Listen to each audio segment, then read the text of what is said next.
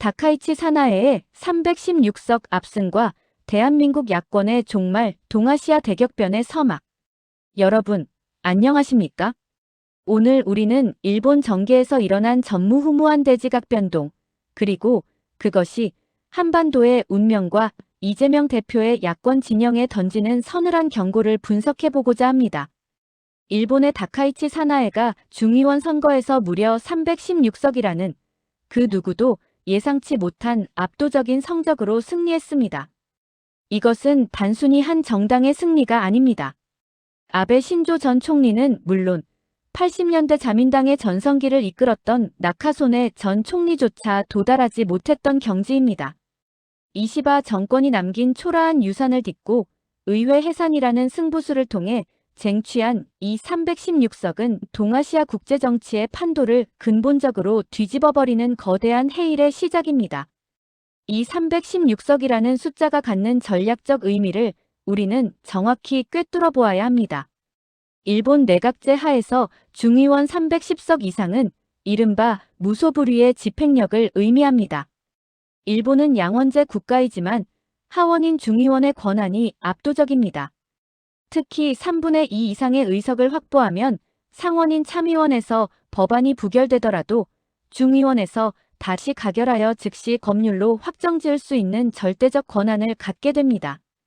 현재 다카이치는 자민당 연정에 일본 유신회의 36석까지 더해 총 352석이라는 거대 의석을 손에 넣었습니다. 이는 2028년 참의원 선거 이전이라도 다카이치가 결단만 내린다면 헌법 개정 발의는 물론 국가정보국 창설과 같은 국가명운이 걸린 입법을 독자적으로 처리할 수 있다는 뜻입니다. 이제 일본은 다카이치라는 강단 있는 지도자를 중심으로 전쟁할 수 있는 정상 국가로의 행보를 거침없이 이어갈 준비를 마쳤습니다. 경제적 파괴력 또한 상상을 초월합니다. 아베노믹스를 한층 진화시킨 사나에노믹스는 우리 경제에 거대한 재앙이 될 것입니다.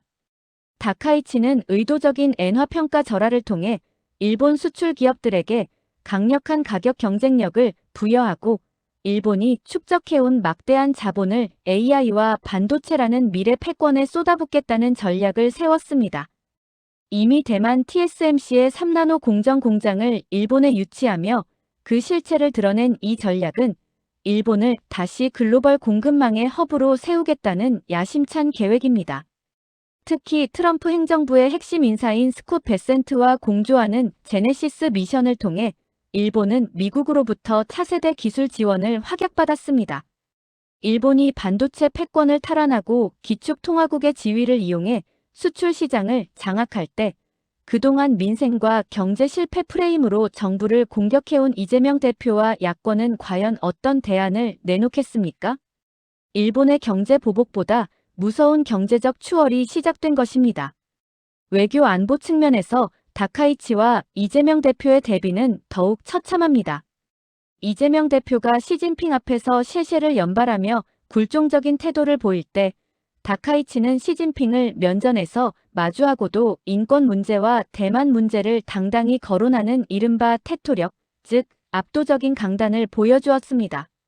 다카이치는 마스시타 정경숙 출신으로 새벽 5시 반의 기상에 청소와 수련을 반복하며 일본의 미래가 불확실해질 것이라는 스승의 예언을 가슴에 새기고 단련된 인물입니다.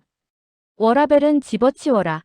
나는 5배 더 일하겠다고 선언하는 다카이치에게 일본 청년들이 90%에 육박하는 지지를 보내는 이유가 무엇이겠습니까? 미국이 한국 야권 대표단의 면담 요청은 거절하면서도 다카이치에게는 전폭적인 지지를 보내는 이유는 명확합니다. 확실한 반공반중 노선을 걷는 파트너만을 신뢰하겠다는 트럼프의 냉혹한 전략적 선택입니다. 이제 다카이치 정권이 추진할 4대 입법의 파괴력을 경고합니다. 첫째, 살상무기 수출법입니다. 이것이 통과되면 우리 방산 기업들은 강력한 일본의 자본력과 기술력에 맞서야 합니다. 둘째, 국가정보국 창설과 셋째, 스파이 방지법입니다. 이는 일본 내 친중 친북 세력을 뿌리 뽑겠다는 의지이며 우리 내부의 간첩 세력에게도 강력한 상징적 위협이 될 것입니다. 마지막으로 외국인 규제 강화와 비상계엄령 선포 권한을 포함한 긴급사태 조항 개헌입니다. 자민당 의원의 65%가 찬성하는 이 개헌은 북중러의 위협에 맞서 일본을 완전히 무장시키는 작업입니다. 우리 좌파 진영이 일본이 전쟁을 하려 한다며 선동할 때 미국은 뒤에서 일본의 무장을 돕고 있습니다. 국제 정세는 이미 힘의 논리로 재편되었음을 깨달아야 합니다.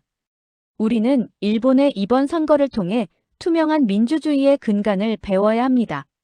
일본은 기계로 도장을 찍는 방식이 아니라 투표용지에 후보자의 이름을 자필로 기입하는 방식을 고수합니다. 개인의 필적이 남는 이 정직한 투표 방식이야말로 선거 부정의 의혹을 원천 차단하는 신뢰의 기반입니다. 기록적인 폭설 속에서도 보행기를 끌고 투표소로 향하는 일본 어르신들의 결연한 의지와 다카이치가 쓰는 볼펜과 핸드백을 따라 사며 그녀의 강단에 환호하는 청년들의 모습이 오늘의 우파 대승을 만든 것입니다. 이것이 바로 국가를 지키는 시민의식의 실체입니다. 결론을 맺겠습니다. 다카이치 사나에의 등장은 종북 친중 노선에 매몰된 한국 야권의 몰락을 알리는 종소리입니다. 김정은조차 김일성의 통일 노선을 부정하며 적대적 두 국가론을 들고 나오는 마당에 이에 보조를 맞추며 헌법 제3조를 위반하려는 세력이 설 자리는 더 이상 없습니다.